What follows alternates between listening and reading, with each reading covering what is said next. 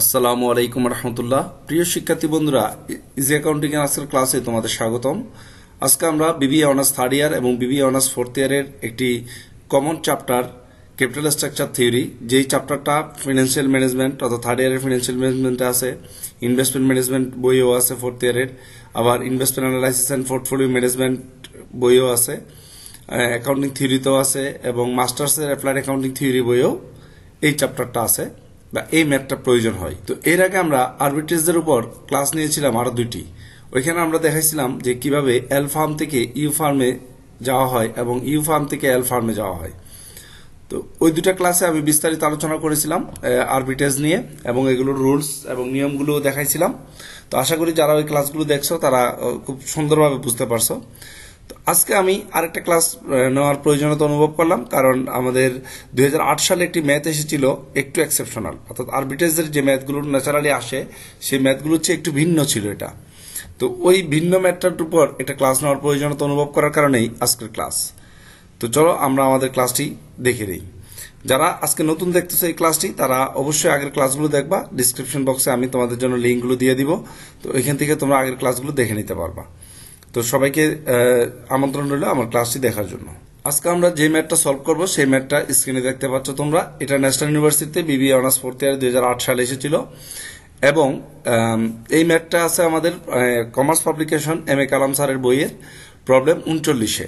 হয়তো বই ভেদে ভিন্ন হতে পারে, তোমরা সববার বই এই ম্যাথটা পেতে পারো। তো এখান থেকে প্রশ্নটা তোমরা দেখে নিবা। তো এখানে বলা আছে two companies U and L belong to an equivalent risk class. Their two firms are differable in every respect that U company is unlevered while the L company L has 10% debenture টাকা 40 lakh.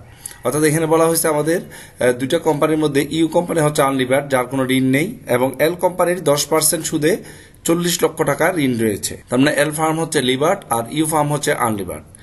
The other relevant information regarding their valuation and capitalization date as follows. আমাদের নিচে কিছু information দেওয়া আছে। তো ইনফরমেশনগুলোর মধ্যে আমাদের দেখতে পাচ্ছি নিট অপারেটিং ইনকাম ইবিআইটি দেওয়া আছে, ইউ ফার্মের 6,50,000, এল ফার্মেরও 6,50,000। ইন্টারেস্ট অন ডেট ডিবেঞ্চার, এখানে আছে আমাদের ইন্টারেস্ট অন ডিবেঞ্চার 4 লাখ টাকা শুধু এল ফার্মের জন্য, কারণ ইউ ফার্মে তো কোনো ঋণ নেই। তো ইন্টারেস্টটা যদি আমরা বাদ দিই তাহলে আমরা পাবো এনআই বা আর্নিংস টু ইকুইটি হোল্ডার 6,50,000 আর এদিকে থাকে 2,50,000। এখানে ইকুইটি ক্যাপিটালাইজেশন রেট দেওয়া আছে, অর্থাৎ কেই দেওয়া আছে 0.15 আর এখানে আছে 0.20। মার্কেট ভ্যালু অফ শেয়ার দেওয়া আছে আমাদের 50 লাখ টাকা আর এখানে আছে 12,50,000 টাকা। তো মার্কেট ভ্যালু অফ ড্রপ দেওয়া আছে এখানে 40 লাখ টাকা। Total value of the farm দেওয়া আছে 50 লাখ, এখানে আছে 52,50,000 টাকা, অর্থাৎ ডেপ্ট আর ইকুইটি যোগফল হচ্ছে market value. Employed overall capitalisation rate অর্থাৎ কেউ দেওয়া আছে 0.15 আর এখানে দেওয়া আছে 0.143, আর ডেপ্ট ইকুইটি রেশিও দেওয়া আছে এখানে 0 আর এখানে হচ্ছে 1.33। এ হচ্ছে টোটাল প্রশ্ন। এখানে আমাদের বলা আছে an investor owns 20% equity share the company of L. L কোম্পানিতে একজন বিনিয়োগকারীর 20% শেয়ার রয়েছে। Show the arbitrage process and the amount by which could reduce his outlay through the uses of leverage. এখন আমাদের বলছে এখানে যে কি পরিমাণ ইনভেস্টমেন্ট রিডিউস করা যাবে বা তার বিনিয়োগটা রিডিউস করতে পারবে আরবিট্রেজের মাধ্যমে, সেটা আমাদের দেখাতে বলছে। আর নিচে বলা হয়েছে according to Modigliani and Miller when will the arbitrage process come to an end, অর্থাৎ কখন এই আরবিট্রেজ প্রসেসটা ইন্ড হবে বা সমাপ্তি হবে। এই দুইটা রিকোয়ারমেন্ট। তো আমরা প্রথম রিকোয়ারমেন্টে চলে যাই, যেখানে আমরা ইনভেস্টরের বিনিয়োগ আছে 20%, কোথায়? এল ফার্মে। তার মানে আমরা এখন এল ফার্ম থেকে ইউ ফার্মে সুইচ করব। তো আমি আরবিট্রেজে চলে যাচ্ছি। তো এল ফার্ম থেকে ইউ ফার্মে যেতে গেলে আমাদের কি করতে হবে একটু দেখি আমরা। এবার আমরা এখানে রিকোয়ারমেন্ট 1 সলভ করব। এখানে বলা আছে analysis of investment reduce from arbitrage. যেহেতু আমাদের ইনভেস্টমেন্ট রিডিউস করতে বলছে, তো আমরা ইনভেস্টমেন্ট রিডিউসটা এখানে দেখাবো আরবিট্রেজের মাধ্যমে। তো আমরা একটা ছক কাটলাম। যেহেতু আমরা এল ফার্ম থেকে ইউ ফার্মে যাব, তাহলে আমরা এক সাইডে লিখলাম investor position in L firm, investor position in U firm, অর্থাৎ এল ফার্মে থাকাকালীন তার কি অবস্থা ছিল আর ইউ ফার্মে যাওয়ার পরে কি অবস্থা ছিল। তো এখানে আমাদের প্রশ্নের সুবিধার্থে আমরা প্রশ্নটা একটু নিয়ে আসি। তো আমরা প্রশ্নটা নিয়ে আসলাম। আমরা জানি যে ইনভেস্টর আছে কোথায়? এল ফার্মে। তাহলে এল ফার্মে ইনভেস্টরের বিনিয়োগ ছিল কত? 12,50,000 টাকা হচ্ছে এল ফার্মের মূলধন। তো এই মূলধনের 20% তার বিনিয়োগ ছিল, তার মানে এখন সে এই বিনিয়োগটা সেল করে দিবে, অর্থাৎ এল ফার্মের 12,50,000-এর 20% যে বিনিয়োগটা ছিল সেটা সেল করে দিবে। তো আমরা এখানে লিখলাম ইনভেস্টমেন্ট ইন ইকুইটি শেয়ার 12,50,000-এর 20%, অর্থাৎ এল ফার্মে তার যে 12,50,000 টাকা টোটাল মূলধন ছিল সেই মূলধনের 20% বিক্রি করে দিলে 2.5 লক্ষ টাকা পায়। সে 2.5 লক্ষ টাকায় ইনভেস্টমেন্ট ইন ইউ ফার্মে নিয়ে আসবে। তো আমরা এখানে লিখলাম sales share of L firm, অর্থাৎ এল ফার্মে আমাদের যে শেয়ারটা ছিল সেটা সেল করে এই টাকাটা নিয়ে আসলো ইউ ফার্মে। তো এল ফার্মে শুধুমাত্র ইকুইটি ছিল না, এল ফার্মে আমাদের 40 লক্ষ টাকার ঋণও ছিল। তো যেহেতু সে ইকুইটিটা সেল করে আনছে, তাহলে এই 40 লক্ষ টাকার সমপরিমাণ অর্থাৎ 20% সে এখানে পার্সোনাল লিভারেজ হিসাবে আনতে হবে, অর্থাৎ ইউ ফার্মে পার্সোনাল লিভারেজ হিসাবে এখানে সে 40 লক্ষ টাকার এই 20% নিয়ে আসবে। তো এখানে আমরা দেখলাম পার্সোনাল লিভারেজ 40 লক্ষ টাকার 20% 8 লক্ষ টাকা আনলো। তার মানে এল ফার্ম থেকে ইউ ফার্মে আসলে ইউ ফার্মের যেমন টোটাল যে আমাদের ইকুইটি ছিল সেই ইকুইটি যত পার্সেন্ট সে সেল করবে এবং ঋণেরও তত পার্সেন্ট পার্সোনাল লিভারেজ হিসেবে নিয়ে আসতে হবে। তার মানে ইউ ফার্মে এসে তার টোটাল বিনিয়োগ হলো 10,50,000 টাকা, অর্থাৎ ইউ ফার্মে টোটাল বিনিয়োগ 10,50,000 টাকা, যার 2,50,000 টাকা হচ্ছে এল ফার্মের শেয়ার বিক্রি করে, আর পার্সোনাল লিভারেজ আনছে 40 লাখ টাকা। যেহেতু এল ফার্মের ঋণ ছিল 40 লাখ টাকা, সেই 40 লাখ টাকার 20% পার্সোনাল লিভারেজ 8 লাখ টাকা। সে 8 লাখ টাকা বসানোর পরে এখানে আমরা দেখলাম 10,50,000 টাকা আসলো। তো টোটাল ফান্ড অ্যাভেলেবেল হচ্ছে 10,50,000 টাকা। এখন যেহেতু আমরা এখানে ইনভেস্টমেন্ট রিডিউস করবো, যেহেতু আমাদের বলা হয়েছে ইনভেস্টমেন্ট রিডিউসের কথা বলা হয়েছিল প্রশ্নে এখানে যে which he could reduce his outlay.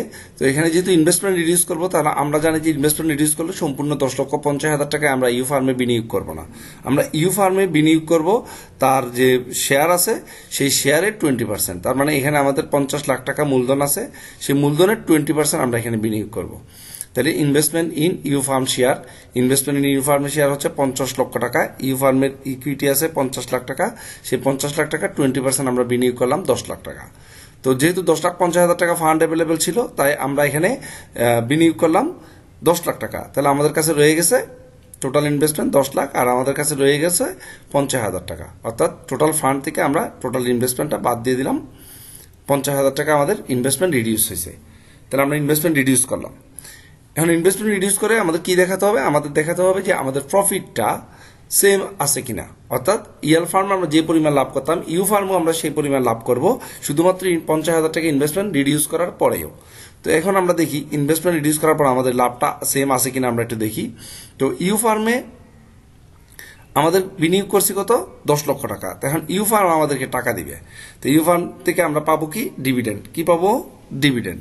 Dividend হচ্ছে কত? 6,50,000 টাকার 20%। এখানেই হচ্ছে মূল সমস্যাটা। আমরা জানি যে আমাদের এখানে 20% না হয়ে আমাদের পাওয়ার দরকার ছিল যে 10 লাখ টাকা বিনিয়োগ করছি, 10 লাখ টাকার 15%, অর্থাৎ ইউ ফার্মের কেই দিয়ে আমরা এখানে পাই, অর্থাৎ 10 লাখ গুণ 15% পাওয়ার কথা ছিল, বাট আমরা এখানে পেয়ে গেছি এই যে এখানে আমাদের যে ইনকাম ফ্রম ডিভিডেন্ড আসার কথা ছিল যে যত টাকা বিনিয়োগ করেছি 10 লক্ষ টাকা, সেই 10 লক্ষ টাকার উপর 15%, যেহেতু ইউ ফার্মের কেই হচ্ছে 15%, সেই অনুযায়ী 10 লক্ষ টাকার 15% হওয়ার কথা ছিল ইনকাম ফ্রম ডিভিডেন্ড।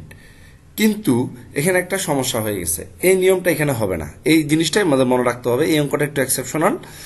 কারণ কেন হবে না একটু আমরা দেখি যে আমাদের এখানে যে মার্কেট ভ্যালু অফ ইকুইটির এস দেওয়া আছে 50 লাখ টাকা, এটা ভুল দেওয়া আছে। এখানে দুইটা জিনিস হতে পারে, একটা হচ্ছে আমাদের যে কেইটা 15%, সেই কেইটা ভুল, অথবা আমাদের এখানে 50,000 টাকা যে 50 লাখ টাকা যে মূলধন সেটা ভুল। কেন? আমরা যদি এখানে ইকুইটি নেট ইনকাম ইকুইটি অর্থাৎ এনআই কে যদি আমরা 0.15 দিয়ে ভাগ দিই 50 লাখ টাকা আসে না। আমি একটু করে দেখাচ্ছি তোমাদের, আমরা ক্যালকুলেটর করে দেখি। 6,50,000 টাকা হচ্ছে ইনকাম, 6,50,000 ভাগ কেই ছিল কত? এলফার্মের 0.15 অর্থাৎ 15%, 0.15। তো 0.15 দিয়ে যদি আমরা ইকুয়াল চাপ দিই তাহলে আমরা দেখছি ফার্মের মূল্য আসার কথা ছিল 43,33,333 টাকা, কিন্তু ফার্মের মূল্য লেখা আছে কত? 50 লাখ টাকা।